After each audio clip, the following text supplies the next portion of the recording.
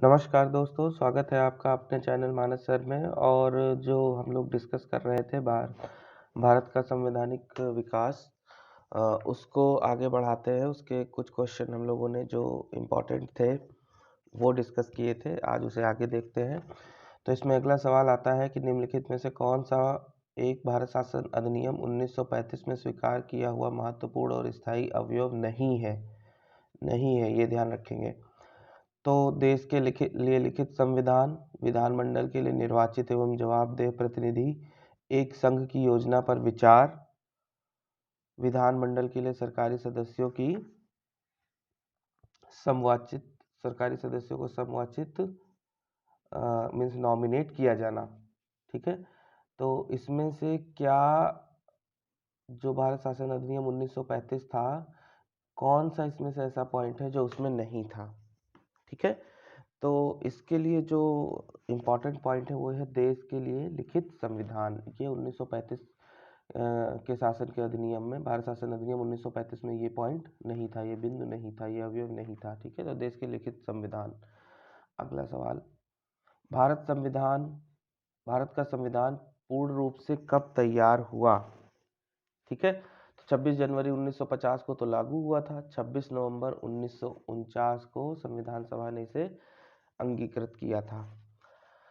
अब अगला सवाल, भारतीय संविधान कब लागू हुआ? तो सब लोग जानते हैं भारतीय संविधान 26 जनवरी 1950 को लागू हुआ, इसीलिए हम इस दिन को गणतंत्र दिवस के रूप में मनाते हैं। संविधान की प्रस्तावना का प्रस्ताव किसने रखा था? संविधान सभा के सम्मुख संविधान की प्रस्तावना का प्रस्ताव किसने रखा था?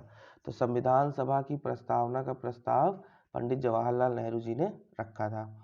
नेक्स्ट, भारत के संविधान में केंद्र और राज्यों के बीच किया गया शक्तियों का विभाजन इनमें से किसमें उल्लिखित योजना पर आधारित है?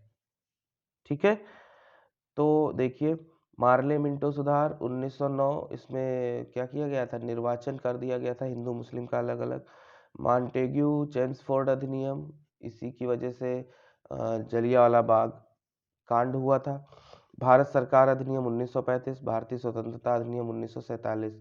तो भारत के संविधान में केंद्र और राज्यों के बीच शक्तियों का जो बंटवारा है वो किसमें उल्लिखित है? भारत सरकार अधिनियम 1935 में।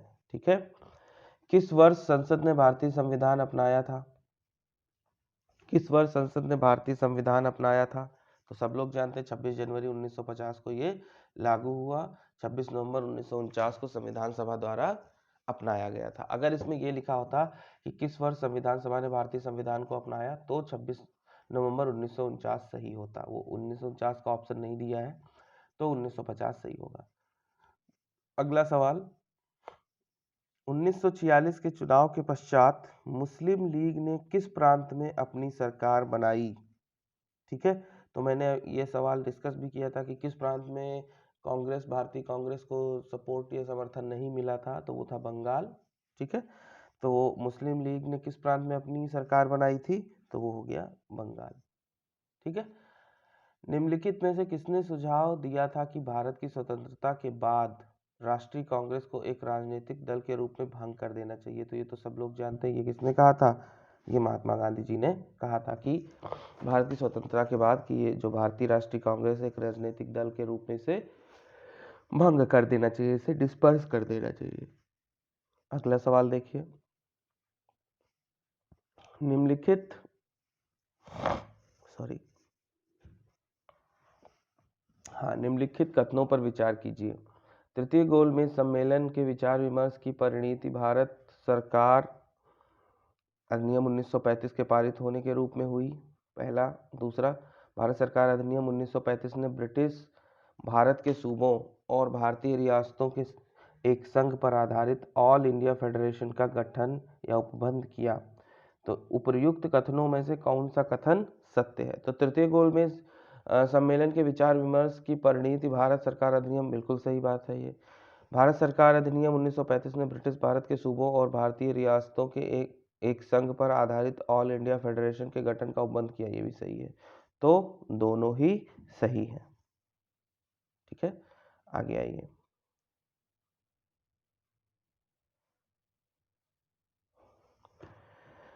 भारत की संविधान सभा ने राष्ट्रीय ध्वज का प्रारूप 22 जुलाई 1947 को अपनाया था। पहला सवाल, पहला कथन है ये। उसके बाद दूसरा कथन है, राष्ट्रीय ध्वज के बीच चक्र में 21 तीलियां हैं। तो आपको पता है 21 तीलियां नहीं है, 24 तीलियां हैं। राष्ट्रीय ध्वज की चौड़ाई और लंबाई का अनुपात कितना होना चाहिए? तो लंबाई और चौड़ाई का होना चाहिए 3:2। मतलब चौड़ाई और लंबाई का अनुपात अगर हम बात करें तो होना चाहिए 2:3। यहाँ क्या लिखा हुआ? 3:4। तो ये भी गलत है। ठीक है, तो भारत इसमें से कौन सा कथन सही है? तो भारत की संविधान सभा ने राष्ट्रीय ध्वज का प्रारूप 22 जुलाई 1947 को अपनाया। सिर्फ एक यही स्टेटमेंट करेक्ट है, तो केवल 1 बी ऑप्शन सही होगा। आगे आइए, ये पढ़िए क्वेश्चन। भारत का संविधान देश की आवश्यकताओं की पूर्ति करता है। इसको एक गृहीत संविधान कहा जाता है। ठीक है, तो भारत का संविधान देश की आवश्यकताओं की पूर्ति करता है, ये तो बात सही है। ठीक है, ये बात सही है। इसको एक गृहीत संविधान कहा जाता है, ये भी बात सही है। तो इसमें ए और आर दोनों सत्य हैं, लेकिन आर जो है वो ए के बारे में स्पष्टीकरण नहीं देता है, ए से रिलेटेड नहीं है। तो कौन सा सही होगा? बी सही होगा। ए और आर दोनों सत्य हैं सॉरी, परंतु आर ए का सही स्पष्टीकरण नहीं है। ठीक है, आगे बढ़ते हैं। डॉक्टर भीमराव अंबेडकर की अध्यक्षता में संविधान सभा की प्रारूप समिति में कितने सदस्य थे? कितने सदस्य थे? तो डॉक्टर भीमराव अंबेडकर की अध्यक्षता में संविधान सभा की प्रारूप समिति में 6 सदस्य थे। याद रखें, कितने सदस्य थे? 6 सदस्य थे। अगला सवाल, भारतीय संविधान सभा की प्रारूप समिति का अध्यक्ष कौन था? बताइए। तो डॉक्टर सच्चिदानंद सिन्हा ये अस्थायी अध्यक्ष थे संविधान सभा के। संविधान सभा के, यहाँ पे क्या कह रहा है? संविधान सभा की प्रारूप समिति, ये प्रारूप नहीं प्रारूप है। डॉक्टर राजेंद्र प्रसाद ये स्थायी सदस्य थे। तो प्रारूप समिति के जो अध्यक्ष थे, जिन्होंने संविधान के प्रारूप को निर्धारित किया, निश्चित किया, वो डॉक्टर भीमराव अंबेडकर थे। तो 42 का फर्स्ट पार्ट सही होगा। अगला देखिए, 1937 के चुनाव के बाद यूपी में गठित मंत्रिमंडल में किसको वित्त विभाग दिया गया था? ठीक है, तो जीबी पंत, गोविंद बल्लभ पंत कह सकते हैं, के एन काटजू, के एम मुंशी, रफ़ी अहमद किदवई, किसको वित्त विभाग दिया गया था 1937 के चुनाव के बाद? यूनाइटेड प्रोविंस में, या उत्तर प्रदेश तो ये 1950 में, उससे पहले यूनाइटेड प्रोविंस में किसको वित्त विभाग दिया गया था? तो ये याद रखेंगे, रफ़ी अहमद किदवई को। अगला सवाल, संविधान सभा ने डॉक्टर भीमराव अंबेडकर की अध्यक्षता में प्रारूप समिति का गठन कब किया था? तो प्रारूप समिति के अध्यक्ष कौन थे? डॉक्टर भीमराव अंबेडकर। ठीक है, इसका गठन कब हुआ था? तो 29 अगस्त 1947, 29 अगस्त 1947 को प्रारूप सभा या प्रारूप समिति का गठन हुआ था, 29 अगस्त 1947। तो इसका डी पार्ट सही हो गया। अगला देखिए, भारतीय संविधान के निर्माण के समय संवैधानिक सलाहकार किसको नियुक्त किया गया था? तो इसमें बहुत लोग गलत कराते हैं। संवैधानिक सलाहकार डॉक्टर भीमराव अंबेडकर नहीं थे, संवैधानिक सलाहकार बी.एन. राव थे। ठीक है, बी.एन. राव। डॉक्टर राजेंद्र प्रसाद स्थायी अध्यक्ष, के.एम. मुंशी और डॉक्टर भीमराव अंबेडकर प्रारूप सभा या प्रारूप समिति के अध्यक्ष थे। बी.एन. राव को संवैधानिक सलाहकार नियुक्त किया गया था। ठीक है, संविधान सभा की प्रांतीय, तो इसमें ये भी गलत हो गया, ये भी गलत हो गया, ये भी गलत हो गया, ये सही हो गया। ठीक है, संविधान सभा की प्रांतीय संविधान समिति का अध्यक्ष कौन था? प्रांतीय संविधान समिति का अध्यक्ष कौन था? तो प्रांतीय संविधान समिति का अध्यक्ष सरदार वल्लभ भाई पटेल को बनाया गया था, जिन्हें लौह पुरुष भी कहते हैं, और इन्हें सरदार की उपाधि बारादोली आंदोलन में जो इनकी भूमिका थी उसके आधार पर वहाँ की महिलाओं ने इनको सरदार की उपाधि दी थी। डॉक्टर भीमराव अंबेडकर का जन्म और मृत्यु कब हुई, बताइए। तो डॉक्टर भीमराव अंबेडकर का जन्म 1891 और मृत्यु 1956 में हुई। तो इसका बी पार्ट सही होगा, ये याद रखेंगे, पूछ लिया जाता है। अगला सवाल, किस वर्ष में जनगण मन को भारत के राष्ट्रगान के रूप में अपनाया गया? किस वर्ष को जनगण मन को भारत के राष्ट्रगान के रूप में अपनाया गया? तो देखिए, वर्ष 1950 में जनगण मन को भारत के राष्ट्रगान के रूप में अपनाया गया। संविधान पांडुलेखन समिति का निम्न में से कौन सदस्य नहीं था? मोहम्मद सादुल्लाह, के.एम. मुंशी, ए.के. अय्यर, जवाहरलाल नेहरू, है ना। इनमें से कौन पांडुलेखन समिति का सदस्य नहीं था? तो वो थे जवाहरलाल नेहरू। तो 49 का डी पार्ट सही होगा। आगे आते हैं। भारतीय संविधान को किसके द्वारा अपनाया गया था? गवर्नर जनरल द्वारा, ब्रिटिश संसद द्वारा, भारतीय संसद द्वारा? तो उस समय क्या थी? संविधान सभा। तो भारतीय संविधान को संविधान सभा द्वारा अपनाया गया। ठीक है। भारतीय संविधान के निर्माण में संविधान सभा को कितना समय लगा था? तो सब लोग जानते हैं भारतीय संविधान के निर्माण में संविधान सभा को 2 वर्ष 11 महीने और 18 दिन लगे थे। ठीक है। तो इसका ए पार्ट सही हो गया। अगला, भारत शासन अधिनियम द्वारा राजकीय चिन्ह कब से अंगीकृत किया गया? राजकीय चिन्ह कब से अंगीकृत किया गया? तो 26 जनवरी 1950 से भारत शासन का जो राजकीय चिन्ह है, अशोक के लाट से लिया हुआ जो शेर जो चिन्ह है, वो जिसको स्टेट एम्बलम कहते हैं, तो उसको 26 जनवरी 1950 को अंगीकृत किया गया। संविधान निर्मात्री परिषद की झंडा समिति के अध्यक्ष कौन थे? तो जे.बी. कृपलानी। ये तो नहीं, सॉरी, झंडा समिति के अध्यक्ष, संविधान सभा निर्मात्री परिषद की झंडा समिति के अध्यक्ष कौन थे? तो झंडा समिति के अध्यक्ष डॉक्टर राजेंद्र प्रसाद थे।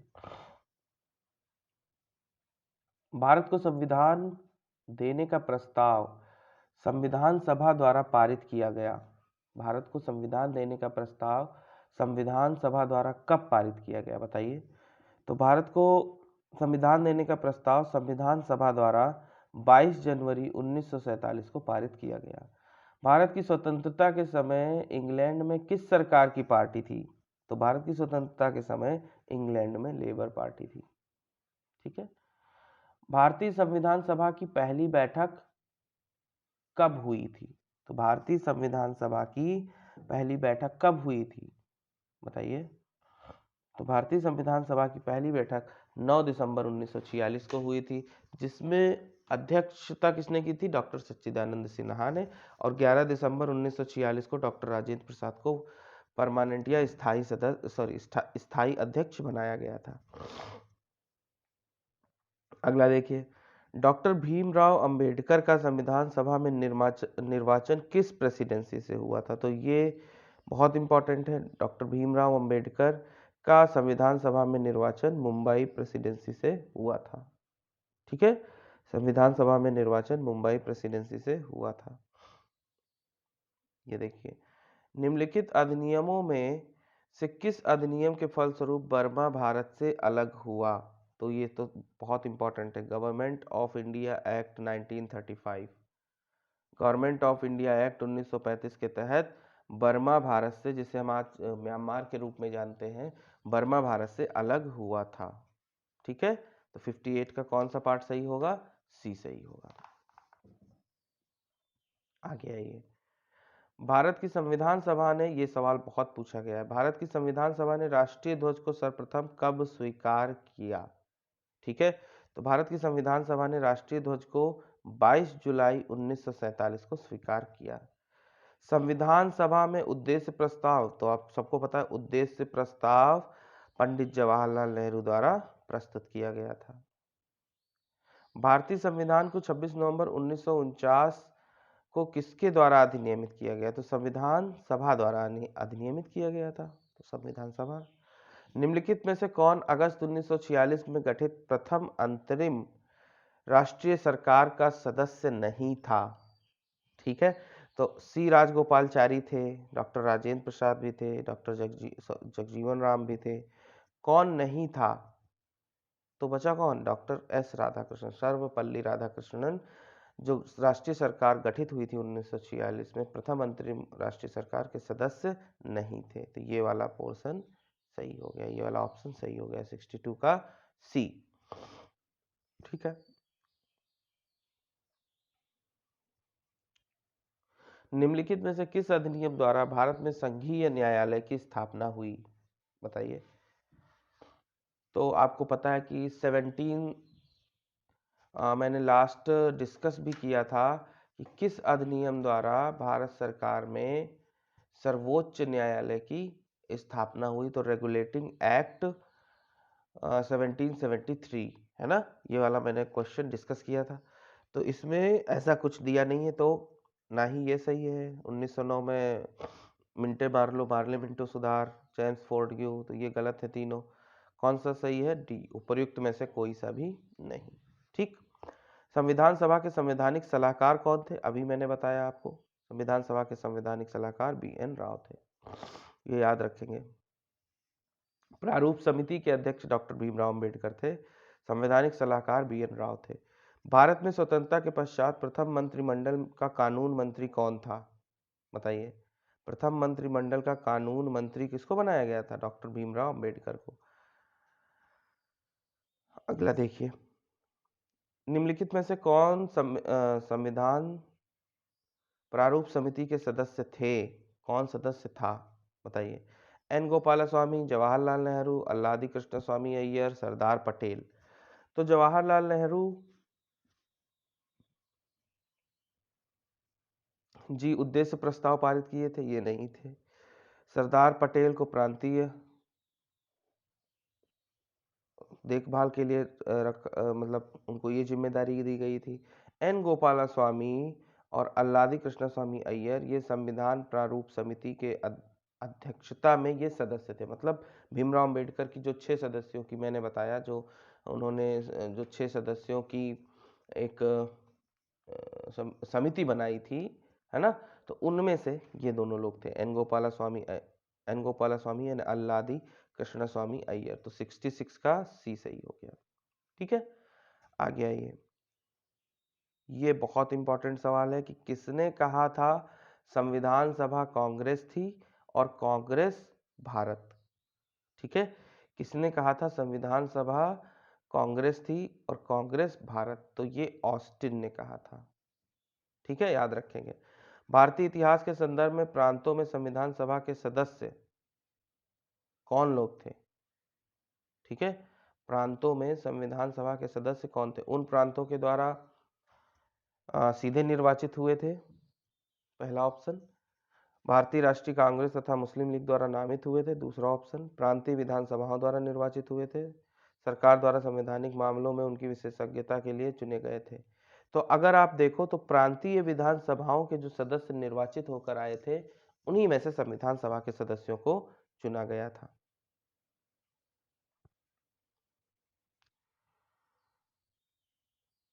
ये देखिए, निम्नलिखित में से संविधान सभा के बारे में कौन सा कथन गलत है? ठीक है, कौन सा कथन गलत है? इसमें इसने बड़ी संख्या में समितियों की मदद से काम किया, उनमें से प्रारूप समिति सबसे महत्वपूर्ण थी। बिल्कुल ठीक बात है। अल्पसंख्यक समुदाय जैसे ईसाई, एंग्लो इंडियन और पारसियों को सभी में पर्याप्त प्रतिनिधित्व दिया गया था, ये भी सही है। इसका निर्वाचन सार्वभौमिक वयस्क मताधिकार के आधार पर किया गया था, ऐसा बिल्कुल नहीं था। ठीक है, इसकी चुनाव प्रक्रिया 1935 के अधिनियम के 6वीं अनुसूची पर आधारित थी और शैक्षणिक योग्यता के कारण मताधिकार सीमित था, ये भी सही है। तो इसमें से कौन सा गलत है कि ये सार्वभौमिक मताधिकार पे इसमें जो भी चुनाव हुआ था उसमें सार्वभौमिक मताधिकार के आधार पर किया गया था, तो ये गलत है। तो 69 का ये सी वाला पार्ट सही हो जाएगा, बाकी कोई भी पार्ट सही नहीं होगा। ठीक है, नेक्स्ट आइए। सूची X को सूची Y से सुमेलित कीजिए और सूचियों के नीचे दिए गए कूटों का प्रयोग करके सही उत्तर चुनिए। तो संविधान सभा के ठीक है, यहाँ पे ये ऑप्शन दिए गए हैं। संविधान सभा के पहले उपाध्यक्ष, ठीक है, संविधान सभा के पहले उपाध्यक्ष दिख रहा होगा ये पूरा। तो इसमें देखो संविधान सभा के पहले उपाध्यक्ष कौन थे, एक मिनट, हाँ, तो संविधान सभा के पहले उपाध्यक्ष कौन थे, एच.सी. मुखर्जी। प्रारूप समिति के मूलतः एकमात्र कांग्रेसी सदस्य, ठीक है, तो मूलतः एकमात्र कांग्रेसी सदस्य कौन थे, के.एम. मुंशी। कौन था, के.एम. मुंशी, ठीक है। राजस्थान की रियासतों का प्रतिनिधित्व करने वाले संविधान सभा के सदस्य थे, कौन था, वी.टी. कृष्णमाचारी। संघ संविधान सभा के समिति के अध्यक्ष पंडित जवाहरलाल नेहरू, ठीक है। तो ए का हो गया फोर्थ, बी का हो गया थर्ड, सी का हो गया आपका फर्स्ट और डी का हो गया सेकेंड। ओके, तो इसका कौन सा ऑप्शन सही होगा, देखिए फोर्थ, थर्ड, फर्स्ट, सेकेंड, तो इसका ऑप्शन बी सही होगा। ठीक है, आगे आइए। रेड क्लिफ जिन्होंने भारत और पाकिस्तान के बीच में सीमा का निर्धारण किया, है ना, वही लिखा हुआ है। रेड क्लिफ की समिति किस लिए नियुक्त की गई थी, तो 71 का सी सही होगा, भारत और पाकिस्तान के बीच सीमाओं का निर्धारण करने के लिए। भारत और पाकिस्तान रेड क्लिफ, भारत और चाइना मैकमोहन लाइन बोलते हैं उसको, मैकमोहन रेखा बोलते हैं। ये सवाल देखिए 72। भारतीय संविधान सभा में कुल सदस्य थी, ये बहुत इंपॉर्टेंट, 15 महिला सदस्य थी। संविधान सभा में भारतीय संविधान का तृतीय वाचन कब से शुरू हुआ, भारतीय संविधान का तृतीय वाचन 14 नवंबर 1949 से शुरू हुआ, ये बहुत इंपॉर्टेंट है। देखो भारतीय संविधान का जो पहला वाचन था फर्स्ट, वो हुआ था आपका 4 नवंबर 1948 से 4 नवंबर 1948 से 9 नवंबर 1948 तक, मतलब 5 दिन चला, 5-6 दिन, हाँ 1948, ठीक है, ये तो पहला वाचन हो गया।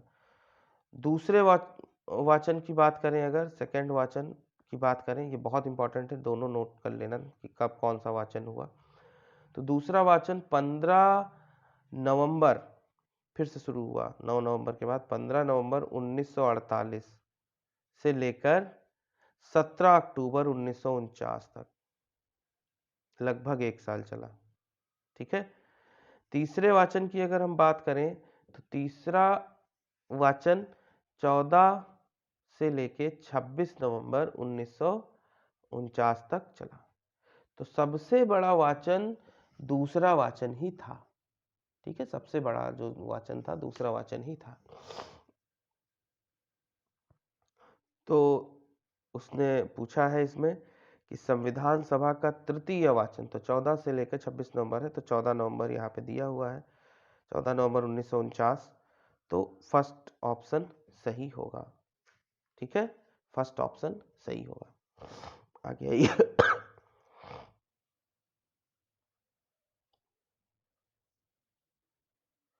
भारत का संविधान अंगीकृत एवं अधिनियमित हुआ, तो ये सबको पता है 26 नवंबर 1949 को, ठीक है। भारत का संघीय न्यायालय निम्नलिखित में से किस वर्ष स्थापित किया गया, तो भारत का संघीय न्यायालय 1937 को स्थापित किया गया, ठीक, ओके, 1937 को स्थापित किया गया। तो ये थे भारत के संवैधानिक विकास से संबंधित महत्वपूर्ण सवाल। अगले लेक्चर में मैं संविधान की उद्देशिका, विशेषताएं एवं नागरिकता के बारे में जो लास्ट ईयर पूछे गए क्वेश्चंस हैं विभिन्न परीक्षाओं में, उन प्रश्नों को डिस्कस करूंगा। ये 75 सवाल जो मैंने आज डिस्कस किए, ये संवैधानिक विकास का जो इतिहास है या भारत का जो संवैधानिक विकास है उसको पूरा कवर करता है। आप लोग सारा कुछ देखिएगा, जहाँ कोई डाउट हो पूछिएगा। मेरे चैनल को ज़्यादा से ज़्यादा सब्सक्राइब करिए, शेयर करिए दोस्तों में, और मेरी वीडियोस को लाइक करिए। आपका बहुत बहुत धन्यवाद, थैंक यू, जय हिंद।